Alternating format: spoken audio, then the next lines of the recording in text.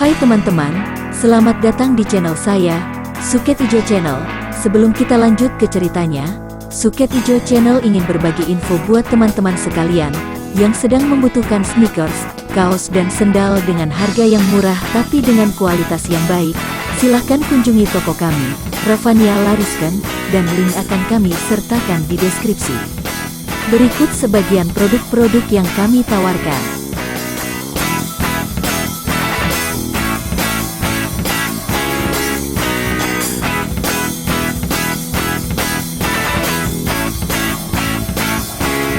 Oke, kalau gitu mari kita lanjut ke ceritanya lagi. Suling Emas, serial Bukek Xiansu, karya Asmaraman S. Ho Ping Ho. Bagian ke-73. Melihat suhunya dikeroyok dan keadaannya payah, Busong mengeluarkan suara melengking tinggi dan mendahului pasukan itu meloncat ke depan. Munculnya Busong mengagetkan 3 orang yang mengeroyok. Kim Mo Taisu seorang diri saja sudah cukup berat dan sukar dirobohkan, apalagi datang bala bantuan belasan orang banyaknya. Mereka terdiri dari orang-orang yang licik dan curang, maka begitu melihat pihak mereka terancam, tanpa dikomando lagi mereka lalu melompat pergi dan Lau Kiat yang pergi lebih dulu menyambar jenazah gurunya. Busong cepat menghampiri suhunya yang berdiri terhuyung-huyung. "Suhu," tegurnya penuh khawatir. Kim Mo Taisu menggeleng kepala. "Tidak apa-apa, dari mana kau? Mengapa ke sini?" "Ticu baru saja datang dari kota raja mendengar akan keberangkatan Suhu bersama barisan. Ticu menyusul dan hendak membantu. Di lereng gunung barisan kita telah berhasil memukul mundur musuh dan kini sedang mengadakan pengejaran." Pang Chiangkun yang melihat Suhu belum juga kembali, menyuruh Ticu menyusul ke sini dengan pasukan pengawal. Apakah Suhu terluka? Biarpun mukanya pucat dan punggungnya nyeri, Kim Mo Taisu masih sanggup melakukan perjalanan cepat bersama muridnya, mendahului pasukan turun dari puncak. Akan tetapi begitu tiba di perkemahan, pendekar ini kembali muntahkan darah segar dan roboh pingsan. Busong menyambar tubuh Suhunya, memondongnya ke dalam perkemahan dan membaringkannya, lalu merawatnya. Setelah siuman Kim Mo Taisu berkata, "Kong Lo Senjin hebat sekali pukulannya. Akan tetapi tidak cukup hebat untuk merenggut nyawaku. Busong, kau cepat ceritakan pengalamanmu. Berhasilkah?" Setelah bertanya demikian, Kim Mo Taisu lalu duduk bersila dan mengatur napas. Busong yang maklum bahwa suhunya perlu mengasuh dan memulihkan kesehatannya, segera menuturkan pengalamannya di Pek Koatu dan perjumpaannya dengan Butek Lojin. Perjalanannya berhasil baik dan merupakan berita menyenangkan, maka ia berani bercerita kepada suhunya. Benar saja, biarpun matanya dipejamkan, wajah Kim Mo Taisu berseri-seri mendengar penuturan muridnya. Ia masih mengatur napasnya, panjang-panjang, menarik napas sehingga dadanya mekar dan perutnya mengempis, ditahannya lama-lama baru dikeluarkan seenaknya. Begitu terus-menerus. Kemudian ia membuka kedua matanya, memandang muridnya. "Keluarkan suling itu," katanya lirih. Dengan hati bangga dan girang dapat menyenangkan hati suhunya, Busong mengeluarkan suling emas dari balik jubahnya, menyerahkan suling itu kepada suhunya. Akan tetapi Kim Mo Taisu tidak memegang suling itu, hanya memandang dan berkata, "Memang betul ini suling emas, hadiah Bukek Xiansu kepada sastrawan Ciu Bun. Apakah sudah kau pelajari cara meniupnya untuk mengiringi sajak dalam kitab?" "Sudah, Suhu.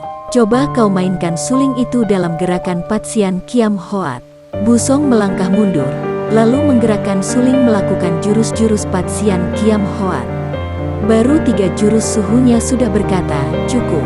Kau sungguh bernasib baik sekali, muridku. Sekarang aku tidak khawatir lagi. Dengan bantuan Butek Lojin, kau sudah melampaui gurumu." "Ah, mana bisa begitu, Suhu? Murid yang bodoh." Kim Mo Taisu tertawa dan bertanya memotong kata-kata muridnya, "Coba ceritakan bagaimana keadaan perang ketika kau tiba di sini."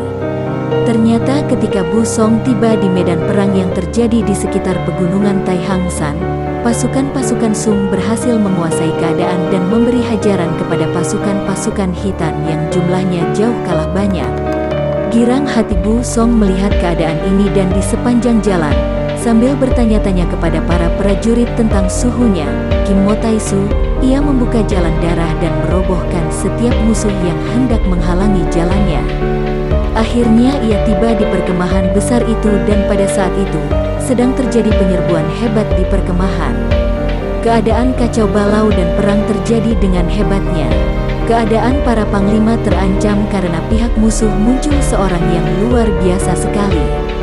Orang itu pakaiannya serba hitam, mukanya tertutup kedok tengkorak mengerikan, senjatanya sebuah sabit dan sepak terjangnya pun menyeramkan. Gerakannya cepat dan tenaganya mujizat sehingga setiap orang prajurit yang berani menentangnya tentu roboh dengan tubuh terpotong menjadi dua.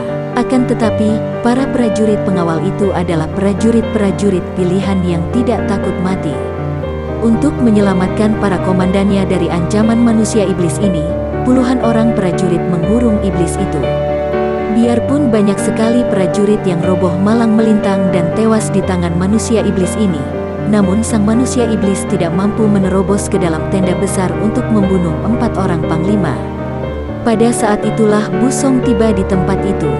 Melihat keadaan ini, ia menjadi marah dan sekali melompat.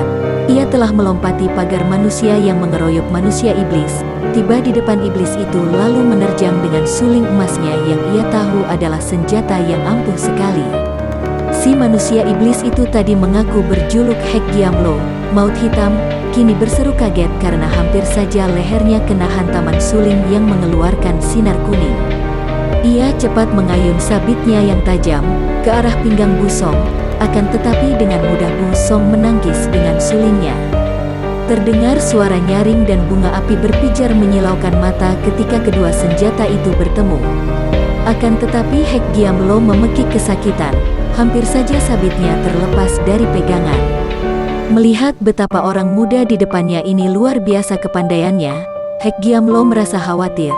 Apalagi para prajurit pengawal yang nekat dan gagah berani itu masih mengepung.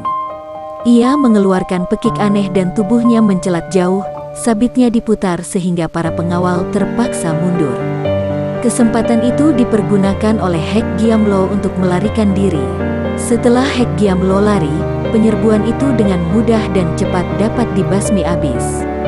Selebihnya melarikan diri ke 4 penjuru mencari selamat memasuki hutan-hutan di lereng gunung. Demikianlah, Suhu, karena musuh telah dapat diusir mundur, para Chiang Kun memimpin barisan melakukan pengejaran ke utara dan Ticu disuruh menyusul Suhu bersama sepasukan pengawal tadi. Bu Song mengakhiri ceritanya. Kim Mo Taisu mengangguk-angguk, senang hatinya. Kemudian ia lalu mengerutkan keningnya lalu bertanya, "Kau bilang tadi bahwa sastrawan tua Ciu Bun dan kakek sakti Butek Lojin bersikap aneh sekali setelah mendengar perpaduan suara antara sajak dalam kitab dan suara suling? Coba jelaskan lagi, karena hal itu amat menarik." Bu Song mengulang ceritanya tentang sikap Ciu Bun yang aneh setelah mendengar sajak terakhir dan iringan suara suling, kemudian betapa Butek Lojin bersikap lebih aneh lagi. Dengan penuh perhatian Kim Mo Taisu mendengarkan. Kemudian tiba-tiba ia berkata, "Bagaimana bunyi sajak terakhir itu?" Bu Song lalu membaca sajak dengan suara bernada tinggi rendah, jelas dan berirama. Gurunya mendengarkan dan sekali saja mendengar. Sebagai seorang sastrawan, Kim Mo Taisu sudah hafal. Ia menarik napas panjang dan berkata, "Sajak yang baik dan mengandung kebenaran mutlak, namun terlalu tinggi untuk otak dan terlalu dalam untuk diselami pengertian. Hanya dapat diterima oleh rasa dan getaran. Akan kunyanyikan, coba kau iringi dengan tiupan suling." "Bu Song muridku." Tiba-tiba Kim Mo Taisu yang tadinya menanggung nyeri di punggungnya tampak bergembira dan wajahnya berseri. Diam-diam Bu Song merasa khawatir. Dua orang tokoh golongan sastra dan silat bersikap aneh sekali mendengar perpaduan itu. Jangan-jangan suhunya juga akan bersikap aneh seperti mereka. Maka ia menjadi ragu-ragu. Siapa tahu perpaduan suara itu mengandung sesuatu yang mujizat dan jahat? "Jangan kau khawatir, Bu Song." Ciu Bun kegirangan seperti gila karena ia memang mencari dan mengharapkan sesuatu, sehingga ketika mendapatkannya ia menjadi girang luar biasa. Butek Lojin terlalu banyak melakukan hal-hal yang membuat ia merasa menyesal. Mungkin karena sesalnya ia bersikap sedih seperti orang gila pula. Aku tidak mengharapkan sesuatu, juga tidak menyesalkan sesuatu, maka tidak akan apa-apa kecuali mendapatkan penjernihan batin. Mulailah. Setelah berkata demikian, sambil duduk bersila dengan tulang punggung lurus, Kim Mo Tai-su bernyanyi seperti Bu Song tadi, suaranya merdu dan nyaring. Ada muncul dari tiada, betapa mungkin mencari sumber tiada? Mengapa cari ujung sebuah mangkok? Mengapa cari titik awal akhir sebuah bola? Akhirnya semua itu kosong hampa, sesungguhnya tidak ada apa-apa. Sampai 3 kali Kim Mo Tai-su mengulang nyanyian ini, diiringi suara suling Bu Song yang merayu-rayu. Kemudian ia diam dan keadaan menjadi sunyi, sunyi hening dan gaib. Kim Mo Tai-su memejamkan matanya. 2 butir air mata menempel di atas pipi. Napasnya tenang dan wajahnya tersenyum, seperti orang yang merasa puas dan lega. Tadinya Bu Song kaget melihat 2 butir air mata, akan tetapi hatinya lega melihat wajah yang tenang tentram itu. Bu Song, dengarlah baik-baik, katanya, suaranya lirih sehingga Bu Song mendekat dan duduk bersila di atas lantai, di bawah gurunya. Ada muncul dari tiada, akan tetapi tiada itu sendiri adalah suatu keadaan, karenanya, tiada juga muncul dari ada. Maka jangan salah duga, muridku, dan jangan salah laku. Mencari sesuatu dalam arti kata mengejar-ngejar, berarti mencari kekosongan. Segala sesuatu tercipta atau terjadi karena 2 kekuatan yin dan yang di alam semesta ini, yang saling tolak, saling tarik, saling isi-mengisi. Segala sesuatu yang ada dan yang tidak ada dalam pengertian manusia, terjadi oleh yin yang ini. Kemudian segala sesuatu di alam semesta ini saling berkait, saling mempengaruhi sehingga tidak mungkin lagi dipisah-pisahkan. Tidak ada yang paling penting dan tidak ada yang paling tidak penting, tidak ada yang paling tinggi ataupun paling rendah. Semua itu tali temali dan kait-mengkait, seperti hukum ngoheng, 5 nasir, kayu, api, tanah, logam, air, saling mempengaruhi, saling membasmi juga saling menghidupkan. Karenanya berputar dan terus berputar merupakan bibir mangkok, tidak ada ujungnya dan tidak ada pangkalnya, tiada awal tiada akhir. Sekali saja terganggu akan menjadi rusak sebentar dan mengakibatkan kekacauan, menjatuhkan korban, baru dapat pulih kembali, kait-mengait, berputar-putar. Semua sudah sewajarnya dan sudah semestinya begitu, jadi tidak perlu dianehkan atau diherankan lagi. Semua itu kosong, lahirmu, hidupmu, sepak terjangmu, susahmu, senangmu, matimu. Semua itu kosong dan hampa belaka karena memang sudah semestinya begitu, sudah wajar, sehingga pengorbanan perasaan dan pikiran itu sia-sia dan kosong belaka. Karena sesungguhnya yang disusah senangi, ditawa tangisi manusia, itu bukan apa-apa. Kosong hampa dan sesungguhnya tidak ada apa-apa. Mengertikah engkau, Bu Song?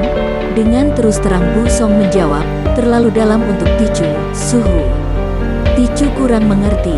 Kim Mo Tai-su tersenyum dan membuka matanya. Sepasang matanya memancarkan sinar aneh dan tajam sekali, bening dan penuh pengertian. Tidak aneh, Bu Song.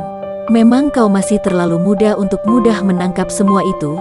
Sungguh pun engkau sudah banyak dijadikan permainan perasaan dan jasmanimu sendiri. Nah, contohnya begini, seorang ibu kematian anaknya yang terkasih. Apakah yang aneh dalam peristiwa ini? Tidak aneh. Anak itu terlahir, tentu saja bisa mati karena sakit atau karena sebab lain. Jadi tidak aneh, dan sewajarnya lah kalau seseorang yang dilahirkan itu akan mati, cepat atau lambat. Ku ulangi lagi. Seorang ibu kematian anaknya yang terkasih. Peristiwa wajar, bukan? Kejadian itu wajar. Semestinya, tidak ada sifat suka maupun duka. Sang ibu berduka, menangis dan tersiksa hatinya, merana dan merasa sengsara. Inilah yang tidak wajar. Bu Song kaget, terheran, jelas membayang di wajahnya. Mengapa ku katakan tidak wajar? Memang, karena semua ibu bersikap demikian. Bagi umum hal ini adalah wajar. Namun bagi hukum alam tidaklah wajar karena tidak ada kaitannya sama sekali antara 2 peristiwa itu. Disusah senangi, atau ditawa tangisi, peristiwa kematian itu tidaklah berubah karena tidak ada pertaliannya. Sang ibu berduka sampai jatuh sakit paru-parunya. Nah, ini wajar, karena duka itu ada hubungannya dengan paru-paru keduanya termasuk kekuasaan Im. Karena hukum kait-mengait, tali temali inilah maka timbul bermacam peristiwa di dunia ini, semua wajar dan semestinya. Yang tidak semestinya, yang tidak wajar, mendatangkan kekacauan dan karenanya menimbulkan hal-hal lain sehingga meluas sampai menimbulkan perang, menjadikan wabah penyakit, menimbulkan bencana alam dan lain-lain karena perputarannya tidak selaras. Maka, kalau semua manusia dapat menempatkan diri masing-masing selaras dengan kehendak alam, kalau manusia dapat menyesuaikan diri dengan segala apa yang dihadapinya, menyesuaikan diri dengan segala apa yang diperbuatnya, dengan kehendak alam, maka kekuatan Im dan yang akan berimbang, perputaran Enjioheng akan sempurna, dunia akan tenteram dan aman. Sampai lama keadaan menjadi hening. Akhirnya Bu Song berkata, "Maafkan Ticu, Suhu." Ticu yang masih bodoh hanya dapat menangkap secara samar-samar saja. Namun, menurut pendapat Ticu, justru menyesuaikan diri dengan kehendak alam itulah yang hanya mudah dibayangkan sukar dilaksanakan. Manusia sudah terlanjur menganggap wajar dan benar akan sesuatu yang sudah dilakukan dan dibenarkan banyak orang, sudah menjadi kebiasaan umum. Daun telinga wanita menurut kehendak alam tidak ada lubangnya, akan tetapi oleh manusia dilubangi untuk tempat perhiasan telinga. Ini sudah wajar dan benar menurut pendapat umum sehingga kalau ada wanita yang daun telinganya tidak dilubangi, dia ditertawai dan dianggap menyeleweng dari kebenaran umum. Pula, manusia terikat oleh wajib, terikat oleh hal-hal yang menyangkut kemanusiaan. Betapa dapat melepaskan diri daripada kemanusiaan, Suhu? Manusia dikurniai akal budi untuk dipergunakan. Maaf kalau kata-kata Ticu keliru. Tidak, kau tidak keliru. Memang semua ucapanku tadi hanya dapat diterima oleh getaran perasaan. Memang manusia mempunyai wajib, yaitu wajib ikhtiar. Dan kau memang betul bahwa sukar bagi kita untuk melepaskan diri daripada kemanusiaan. Kalau tidak, tentu kita akan dicap sebagai seorang gila karena menyeleweng daripada kebiasaan umum. Kurasa cukuplah Bu Song, kelak kau akan mengerti sendiri. Kalau kau sudah hafal akan isi kitab itu, kau pelajari dan selami baik-baik. Nah, tinggalkan aku hendak mengasuh dan memulihkan tenagaku. Bu Song keluar dari tenda suhunya. Di luar sunyi karena barisan sudah meninggalkan tempat itu. Hanya belasan orang pengawal tadi masih berjaga di situ, di depan satu-satunya tenda yang sengaja ditinggalkan untuk Kim Mo Taisu. Bu Song lalu menyuruh belasan orang pengawal itu menyusul barisan mereka, melapor kepada Pang Chiangkun bahwa Kim Mo Taisu selamat dan kini sedang beristirahat di situ. 16 orang pengawal itu memberi hormat lalu meninggalkan lereng untuk menyusul induk pasukan dan bergabung dengan teman-temannya. Kemudian Bu Song mengasuh pula di bagian belakang tenda. Lewat tengah hari, Bu Song mendengar suara ribut-ribut di depan tenda. Baru saja ia tadi hening dalam samadinya sehingga ia tidak memperhatikan apa yang terjadi di sekitarnya. Karena terganggu samadinya, Bu Song melompat bangun dan lari ke depan. Kiranya suhunya sudah berdiri di depan tenda dan berhadapan dengan Kong Lo Senjin, Pou Kai Ong, Lu Kiat dan Hek Giam Lo si manusia berkedok tengkorak seperti iblis. Kong Lo Senjin, kau merasa penasaran melihat aku masih hidup dan datang lagi hendak melihat aku mati? Baik, kau majulah dan mari kita selesaikan urusan kita agar lekas beres. Kim Mo Taisu sudah siap dengan sikap tenang sekali, bahkan pedang di punggung dan kipas di pinggang belum ia ambil. Sikap yang penuh ketenangan dan suara yang sama sekali tidak mengandung nada permusuhan itu agaknya membuat 4 orang itu terpukul hati nuraninya. Kui Seng, kau selalu membawa maumu sendiri, tidak mau menurut kehendakku. Karena itu engkau harus mati, kalau tidak tentu kau hanya akan merintangi usaha kami, kata Kong Lo Senjin. Kau harus menebus kematian Suhu, bentak Lau Kiat sambil menggerakkan tongkatnya. Haha, Kim Mo Taisu, ingatkan akan penghinaan-penghinaanmu belasan tahun yang lalu. Sekarang harus kau tebus, kata Pou Kai Ong. Hanya Hek Giamlo yang diam saja, dan diam-diam Kim Mo Taisu menduga-duga siapa gerangan orang yang bersembunyi di balik kedok tengkorak ini. Kim Mo Taisu menarik napas panjang. Menang atau kalah, hidup atau mati, sama saja. Yang penting adalah berdiri di atas kebenaran. Kalau kalian merasa penasaran, majulah. Pada saat itu Bu Song sudah tidak sabar lagi. Ia melompat keluar dan membentak, manusia-manusia berhati keji dan curang. Setelah memiliki ilmu kepandaian tinggi, mengapa masih belum dapat membuang sifat pengecut dan curang? Suhu sedang terluka, hal ini kalian semua tahu. Akan tetapi kalian datang berempat untuk mengeroyoknya. Di mana keadilan dan kegagahan kalian? Bu Song, kau mundurlah dan lihat saja. Jangan mencampuri dan melibatkan dirimu dengan urusan kotor ini. Bu Song, jangan kau tiru gurumu yang menanamkan pohon kebencian sehingga menghasilkan buah-buah dendam dan permusuhan. Suara Kim Mo Taisu tenang dan sabar, namun mengandung wibawa sehingga Bu Song terpaksa mundur lagi. Dada pemuda ini panas dan penuh amarah, namun ditekan-tekannya dan ia hanya dapat memandang dengan hati was-was dan penasaran. Muak ia melihat sikap musuh-musuh gurunya itu yang sama sekali tidak mengindahkan aturan dunia Kang O. Orang yang sudah menamakan dirinya pendekar, pantang melawan orang sakit, apalagi mengeroyoknya. Dan empat orang itu, melihat tingkat ilmunya, sudah menempati tingkat lebih tinggi daripada pendekar-pendekar silat biasa. Sungguh menjemukan dan menyakitkan hati, menimbulkan rasa penasaran. Di antara empat orang itu, agaknya hanya Lau Kiat seorang yang masih memiliki harga diri. Lau Kiat murid kedua Ban Pilo Chia ini adalah seorang hitan peranakan. Ibunya seorang hitan, ayahnya seorang Han yang bernama keturunan Lau. Akan tetapi karena sejak kecil ayahnya telah meninggal dunia dan ia ikut ibunya di hitan, maka ia berjiwa orang hitan. Ia selain berkepandaian tinggi, juga terkenal sebagai seorang gagah perkasa di hitan, yang biarpun tidak mengikatkan diri dalam ketentaraan, namun ia setia kepada rajanya dan selalu membantu gerakan bala tentara hitan. Ia menghargai kegagahan, dan mengenal tata cara, aturan dan sopan santun pendekar dunia persilatan. Mendengar teguran Bu Song tadi, merah seluruh muka Lau Kiat. Ditegur tentang aturan oleh seorang pemuda, benar-benar amat memalukan. Maka ia lalu menerjang maju sambil berseru, Kim Mo Taisu, aku membela kematian Suhu Ban Pilo Chia. Lihat seranganku, hebat juga serbuan Lau Kiat ini, karena tongkatnya yang baru, berat dan terbuat daripada baja, menyambar ganas dan mendatangkan angin pukulan yang amat kuat. Kim Mo Taisu yang sudah terluka di sebelah dalam tubuhnya dan masih belum sembuh, tidak mau menghamburkan tenaga dan ingin menyelesaikan pertandingan itu secara secepat mungkin.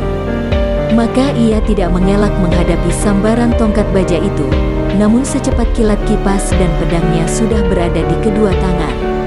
Kipas di tangan kirinya menahan tongkat yang menjadi lekat pada kipas, kemudian bagaikan halilintar menyambar pedangnya sudah membabat ke arah leher Lau Kiat. Tokoh hitan ini kaget bukan main.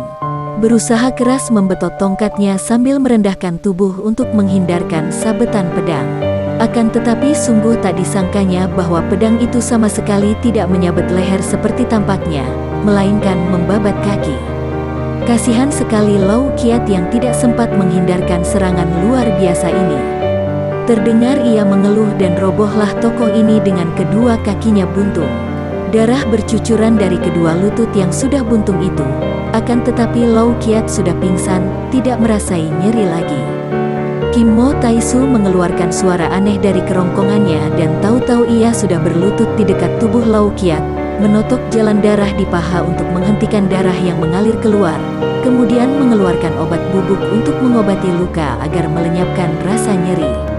Akan tetapi tiba-tiba Bu Song berseru, Suhu, awas. Seruan peringatan Bu Song ini tidak ada gunanya karena tentu saja pendekar sakti itu sudah tahu bahwa dia diserang hebat oleh Kong Lo Senjin, Hek Giamlo dan Pou Kai Ong secara berbareng, pada saat ia masih berlutut dan hendak mengobati luka kedua kaki Pak Sintu. Cepat Kim Mo Taisu menggerakkan tubuh melesat pergi dari situ sambil membawa pedang dan kipasnya.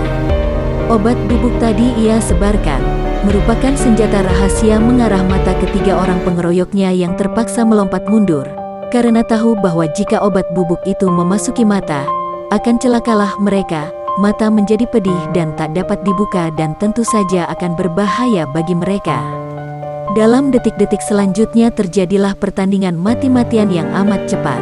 Kalau tokoh-tokoh yang memiliki kepandaian yang tinggi sudah mengeluarkan jurus-jurus simpanannya, pertandingan silat berubah menjadi adu nyawa yang cepat dan menyeramkan. Setiap gerak merupakan serangan maut, cepat dan kuat, sukar diikuti pandangan mata, seakan-akan mereka sudah bergulat menjadi satu. Tiba-tiba terdengar suara keras, dan 4 buah senjata runtuh dan rusak.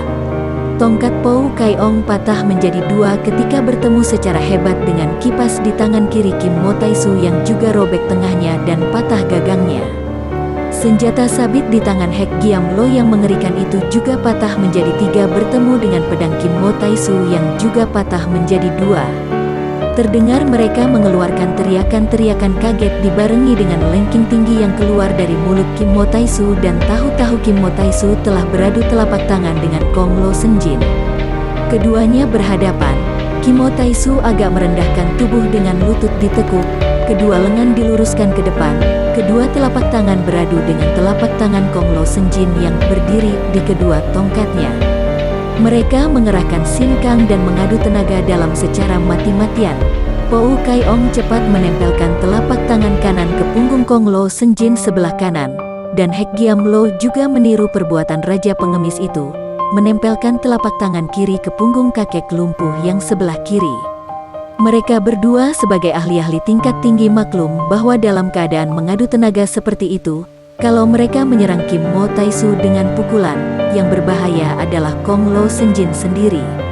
Pukulan yang mengenai tubuh Kim Mo Tai Su dapat ditarik dan disalurkan oleh lawan kepada Kong Lo Senjin sehingga sama artinya dengan memukul kawan sendiri meminjam tangan lawan. Satu-satunya cara terbaik untuk membantu adalah seperti yang mereka lakukan. Tenaga sinkang mereka tersalur dan membantu Kong Lo Senjin menekan lawan. Hebat akibatnya. Tadinya menghadapi Kong Lo Senjin yang sudah tua, Kim Mo Tai Su masih menang tenaga. Kalau dilanjutkan, beberapa menit lagi tentu ia akan sanggup merobohkan kakek itu. Akan tetapi setelah 2 orang lawannya yang lain datang mengeroyoknya, bukan main hebatnya tenaga yang tersalur melalui 2 telapak tangan Kong Lo Senjin, Kim Mo Tai Su berusaha menahan, namun ia tidak kuat, apalagi karena di sebelah dalam dadanya masih terluka cukup berat. Betapapun juga, pendekar yang gagah perkasa ini sama sekali tidak mengeluh, dan sama sekali tidak mau menyerah begitu saja. Ia tetap mengarahkan sinkangnya dan mempertahankan diri sehingga wajahnya pucat, matanya berkilat dan dari kedua ujung bibirnya menetes darah segar. Melihat keadaan gurunya sedemikian rupa itu, Bu Song tak dapat tinggal diam lagi. Biarpun suhunya tadi sudah memesan agar ia tidak turut campur, namun bagaimana ia dapat berpeluk tangan melihat suhunya terancam kematian oleh 3 orang lawan itu? Maaf, Suhu. Terpaksa Ticu harus turun tangan. Ia membentak dan segera melompat maju. Seperti juga Hek Giam Lo dan Pou Kai Ong, Bu Song mengerti bahwa untuk membantu suhunya yang sedang mengadu tenaga dalam itu, sama sekali ia tidak boleh menggunakan Iwe Kang memukul para lawan suhunya karena hal ini amat membahayakan suhunya sendiri. Maka ia lalu menggerakkan kedua tangannya, keduanya dengan jari-jari terbuka, yang kanan menusuk ke arah mata Pou Kai Ong sedangkan yang kiri merenggut kedok Hek Giam Lo. Perhitungan Bu Song tepat, Pou Kai Ong yang ia serang matanya, dan tidak dapat mengelak mau tak mau harus melayaninya dengan tangkisan, yang berarti menarik tenaganya membantu Kong Lo Senjin, sedangkan Hek Giam Lo yang selalu mengenakan kedok, tentu merupakan pantangan paling besar baginya untuk dibuka kedoknya dan pasti akan melayaninya. Bagi teman-teman yang menyukai video ini, silahkan subscribe, share, and like. Jangan lupa nyalakan bunyi loncengnya untuk mendapatkan video-video terbaru dari kami, agar kami terus bersemangat dalam membuat video-video yang menarik. Mohon maaf kalau masih banyak kesalahan di sana-sini. Semoga kedepannya kami bisa lebih baik lagi. Terima kasih.